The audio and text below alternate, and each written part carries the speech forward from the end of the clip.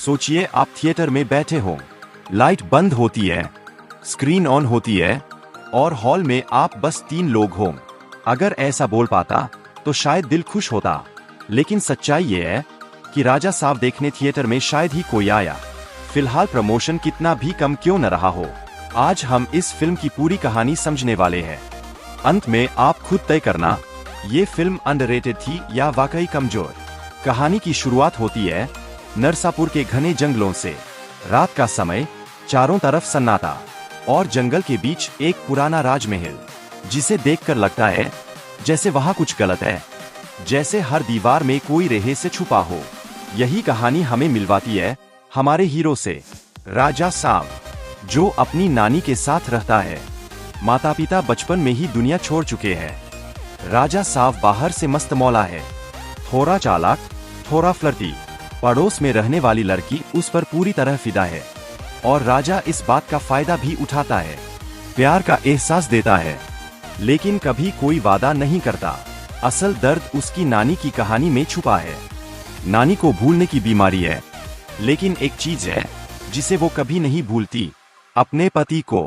बरसों पहले उसके पति अचानक गायब हो गए थे। नानी आज भी हर दिन यही सोचती है कि वो एक दिन लौट कर आएंगे। ये कहानी राजा ने बचपन से सुनी है और यही बात उसके दिल में चुभती रहती है। एक दिन संयोग से एक आदमी उनके घर आता है, जो अपने पास किसी की फोटो लेकर घूम रहा होता है। उस फोटो में राजा को अपने दादाजी की झलक दिखती है। यहीं से उम्मीद जगती है। राजा नानी से वादा करता है, मैं दादाजी को ढूंढ कर लाऊंगा। दादा को ढूंढने के लिए राजा हैदराबाद जाता है। वहां अपने मामा से बात करता है, जो पुलिस में है। मामा साफ कह देता है, पैसा लगेगा, पोस्टर लगेंगे, तलाश होगी। पैसों के लिए राजा वही पुराना तरीका अपनाता है, पड़ोस वाली लड़की को भावनाओं में फंसाकर। इधर कहानी एक और मोड़ लेती है। राजा को पता चलता है कि उसकी नानी असल में देवगिरी राज्य की रानी थी और उसके पति गंगराजू एक नेक राजा थे। लेकिन एक साजिश के तहत राजमहल से देवी के गहने चोरी हो जाते हैं और उसी दिन से राजा गंगराजू गायब हो जाते हैं। कहानी में एंट्री होती है एक रहस्यमय लड़की की, जो अपने साथ 1 करोड़ रुपए लेकर आती है। वो कहती है, ये पैसा राजा गंगराजू ने कभी उसके परिवार की मदद की थी, इसी एहसान के बदले भेजा गया है। लेकिन शर्त ये है कि पैसा सिर्फ दादाजी को मिलेगा, राजा को नहीं। पैसे पर गुंडों की नजर पड़ जाती है, भागदौड़ होती है और फिर आता है राजा साहब का मास अवतार। लड़ाई जमीन से जुड़ी हुई लगती है। बिना जरूरत के ड्रामा के राजा गुंडों को हरा देता है और यहीं से लड़की राजा से प्रभावित हो जाती है।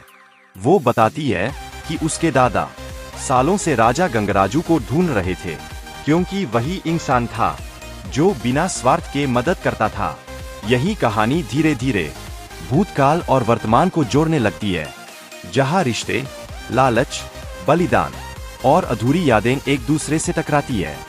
आगे कहानी कैसे खुलती है, राजा को दादा मिलते हैं या नहीं, और वो राजमहल का रहस्य क्या है, यही इस फिल्म का असली सवाल है। लेकिन यही कहानी एक बड़ा मोड़ लेती है। महामंत्री वशिष्ठ राजा साहब को एकदम अलग सच्चाई सुनाता है। वो कहता है, तुम अपने दादाजी को जैसा समझते हो, असल में वो वैसे थे ही नहीं। वशिष्ठ के मुताबिक गंगराजू कोई दयालु राजा नहीं, बल्कि बेहद क्रूर और लालची इंसान थे। वो कहते हैं कि राजा साहब की दादी के दिमाग के साथ सालों से एक मायाजाल खेला जा रहा है। राजा साहब को यकीन नहीं होता, लेकिन तभी वैरागी सामने आकर अपना असली परिचय देती है और कहती है कि वो लोग भी गंगराजू को ढूंढ रहे हैं। इसके बाद हमें देवगिरी राज्य की असली कहानी दिखाई जाती है। एक बहुत बड़ा और समृद्ध राज्य, जहां गंगा माता एक राजकुमारी थीं और लोग उन्हें देवी की तरह पूजते थे। वशिष्ठ बताता है कि उसी राजमहल में उसने पहली बार गंगराजू का असली रूप देखा था। इसी बीच महल के अंदर एक डरासमा आदमी मिलता है, एक कंपाउंडर। वो कांपती आवाज में सच बताता है। वो कहता है कि राजा गंगराजू की मौत सरकारी अस्पताल में हो चुकी थी, लाश लावारिस थी, कोई लेने नहीं आया। डर और लालच में उसने अंतिम संस्कार कर दिया और शरीर पर जो भी मिला सब अपने पास रख लिया। लेकिन इसके बाद उसे इसी महल में कैद कर लिया गया। इतना सताया गया कि अब वो जिंदा लाश बन चुका है। वो राजा साहब को चेतावनी देता है, अगर तुम वो पैसा लेने गए तो वो आत्मा तुम्हें जिंदा नहीं छोड़ेगी। लेकिन राजा साहब नहीं मानता। वो उसी तहखाने में जाता है जहां सारा खजाना रखा है। उसके साथ उसका मामा वैरागी और वही ऑटो ड्राइवर भी होता है। जैसे ही राजा पैसा उठाने वाला होता है, अचानक एक आवाज गूंजती है। एक आत्मा सामने आती है, गंगराजू। वो कहता है, ये महल मेरा शरीर है और ये खजाना मेरा दिल। मेरे मरने के बाद इसका कोई वारिस नहीं। फिर वो अपना भयानक शैतानी रूप दिखाता है। सब लोग डर से भागने लगते हैं, लेकिन महल पूरी तरह बंद हो चुका होता है। हर रास्ता एक भ्रम बन जाता है। कभी बिना पटरियों के ट्रेन आ जाती है, कभी आग भड़क उठती है, कभी कमरे घूमने लगते हैं जैसे कोई भूल भुलैया हो। इसी डर के बीच फिल्म में हल्की फुल्की कॉमेडी भी चलती रहती है। ट्रेसी, वैरागी और राजा की पहली वाली लड़की, तीनों का टकराव कई मजेदार सीन पैदा करता है।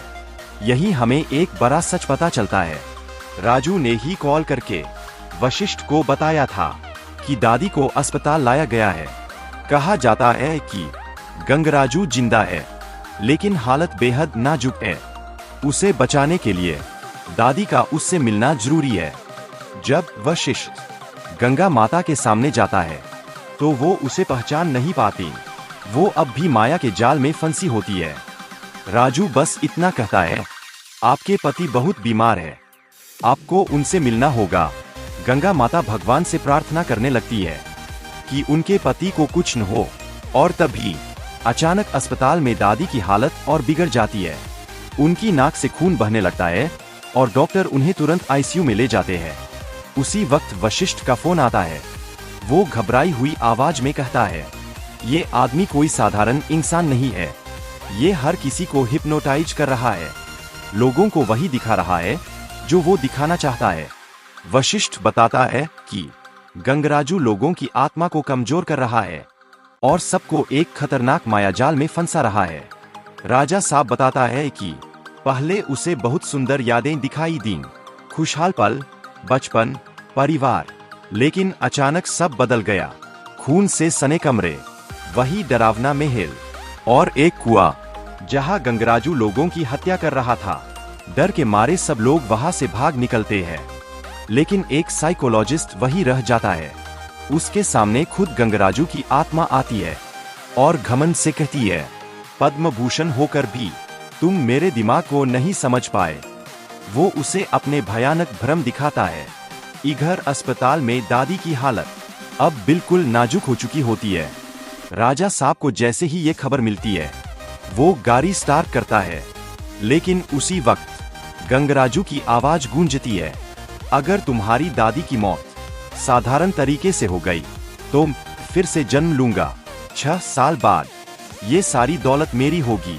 गंगराजू बताता है कि वो इतना बुरा बन चुका है कि इस दौलत को छोड़ नहीं सकता, इसीलिए उसने तांत्रिक से सलाह ली थी।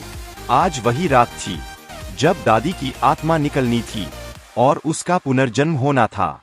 राजा साहब समझ जाता है कि अब भागने का कोई रास्ता नहीं है।